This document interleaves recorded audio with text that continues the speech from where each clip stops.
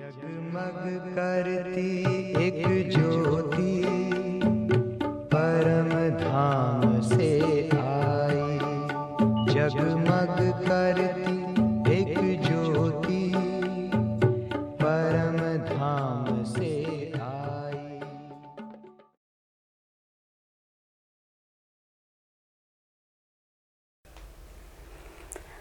ओम शांति। संगम युग पर मीठे मीठे शिव बाबा बच्चों का, क्योंकि परमपिता है तो बच्चों का श्रृंगार करते हैं। कैसे श्रृंगार करते हैं? ज्ञान से श्रृंगार करते हैं। बाबा कहते हैं, यदि संगम युग में आप सजे सजाए रहेंगे तो भविष्य में ऊंच पद पाएंगे। संगम युग पर हमको कैसे अपने आप को सजाना है? कोई गहनों से सजाना है, सोने चांदी हीरे मोती माणिक से सजाना है? नहीं। संगम युग का श्रृंगार अलौकिक श्रृंगार है।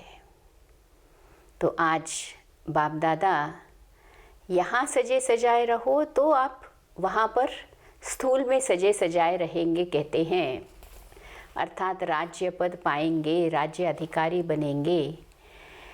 तो यहाँ हमको कैसे अपने आप को सजे सजाए रखना है, या बाप दादा हमारा कैसे श्रृंगार करते हैं, वो बाप दादा ने अव्यक्त मुरलियों में जो कहा है वो थोड़े से महावाक्य हम पढ़ेंगे।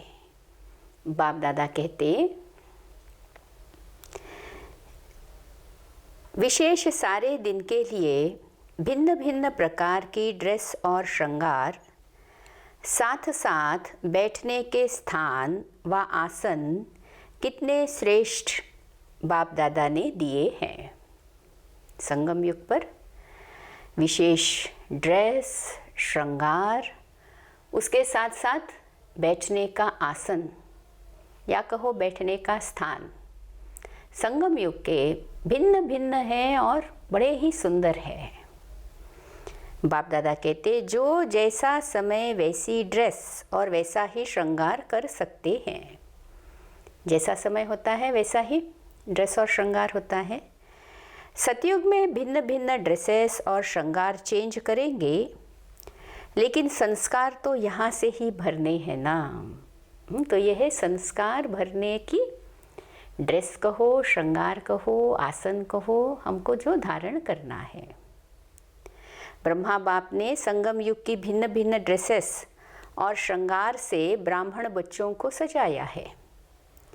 लेकिन रमणीक रंगत क्या देखी, जो इतनी सुंदर ड्रेसेस और सजावट होते हुए भी कोई कोई बच्चे पुरानी ड्रेस, मिट्टी वाली मैली ड्रेस पहन लेते हैं।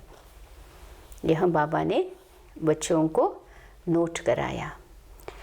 इसको और आगे बढ़ाते हुए बाप दादा ने कहा कि बाप दादा बच्चों के ड्रेस और श्रृंगार की कंपटीशन देख रहे थे कि कौन से बच्चे सारे दिन सजे सजाए रहते हैं और कौन से बच्चे ड्रेस बदलने, पहनने, उतारने में ही लगे रहते हैं। कौन से बच्चे सजे सजाए हैं और कौन से बच्चे पहन रहे हैं, उतार रहे हैं, बदल रहे हैं। हाँ, ये पूरा टाइम ऐसे चल रहे हैं। एक रस सुंदर सजी सजाई ड्रेस एक समय की नहीं है। अभी अभी एक ड्रेस धारण करेंगे, अभी अभी वह ड्रेस उतार कर घटिया ड्रेस पहन लेंगे। ज़्यादा समय श्रेष्ठ सुंदर ड्रेस पहन ही नहीं सकते। तो क्या देखा, कोई कोई बिल्कुल बदबू वाली ड्रेस भी पहन लेते हैं। कौन सी बदबू? देह के संबंध, देह के पदार्थ के लगाव की बदबू वाली ड्रेस, जो दूर से ही बदबू आती थी। ऐसी ड्रेस पहनी हुई थी थोड़े बच्चों ने। कौन सी? बाबा कहते, देह के संबंध, देह के पदार्थों के प्रति लगाव, तो उसकी बदबू आ रही थी ड्रेस में। और कोई कोई की तो ड्रेस, कोई गंदे चमड़े की ड्रेस पहने हुए थे, अर्थात क्रिमिनल आई की चमड़ी को देखने की ऐसी गंदी चमड़ी की ड्रेस भी पहने हुए थे। चमड़ी को देखने के कारण ड्रेस भी चमड़ी की, क्रिमिनल आई होने के कारण ड्रेस भी वैसी चमड़ी की दिखाई दी। और बाप दादा कहते किसी की ड्रेस पर गंदे दाग लगे हुए थे। कौन से थे वो दाग?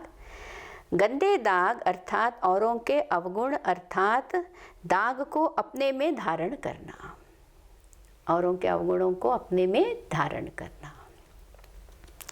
तो गंदे गंदे दाग वाली ड्रेस भी थी। अभी तो बाबा और समझाते, किसी की ड्रेस तो बहुत खराब, खून के दाग, ऐसी दाग वाली ड्रेस भी थी। वो क्या थी? बराबर बार बार विक्रम करना अर्थात आत्मघात करना, आत्मा की श्रेष्ठ स्थिति का घात करना, ऐसी ड्रेस वाले भी थे। अब सोचो, कहाँ इतनी सुंदर टाइटल्स के स्थिति की ड्रेस और कैसी यह गंदी ड्रेस। स्वयं को चेक करना है। श्रेष्ठ आत्माओं की ड्रेस भी श्रेष्ठ होनी चाहिए ना।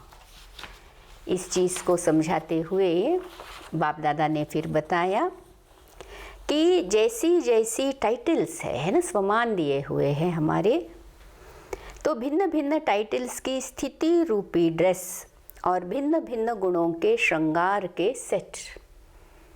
कितनी सुंदर ड्रेस बाबा ने दी है। भिन्न भिन्न टाइटल्स की स्थिति रूपी ड्रेस और भिन्न भिन्न गुणों के श्रृंगार के सेट्स। बाप दादा कहते उसी टाइटल की स्थिति में स्थित होना अर्थात ड्रेसेस को धारण करना। कभी विश्व कल्याणकारी की ड्रेस, तो कभी मास्टर सर्वशक्तिवान की, तो कभी स्वदर्शन चक्रधारी की। जैसा समय जैसा कर्तव्य वैसी ड्रेस धारण करनी है। साथ साथ भिन्न भिन्न गुणों के श्रृंगार भी करने हैं।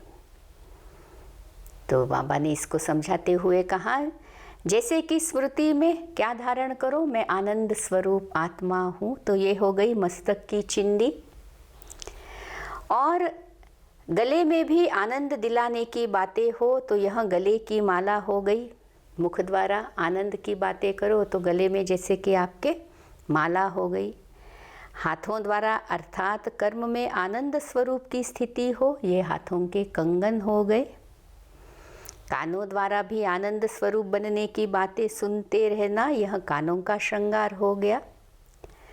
और पैरों द्वारा आनंद स्वरूप बनाने की सेवा की तरफ ही पांव अर्थात कदम आनंद स्वरूप बनाने के उठे, ये हो गया पैरों का श्रृंगार। तो बाप दादा कैसे ऐसे श्रृंगारे हुए बाप दादा बच्चों को देखना चाहते हैं। और थोड़े बच्चे ऐसे थे और थोड़े बच्चे जैसे पहले बाप दादा ने बताया, बदबू वाली ड्रेस, दागों वाली ड्रेस, तो ऐसी ऐसी ड्रेस भी थी।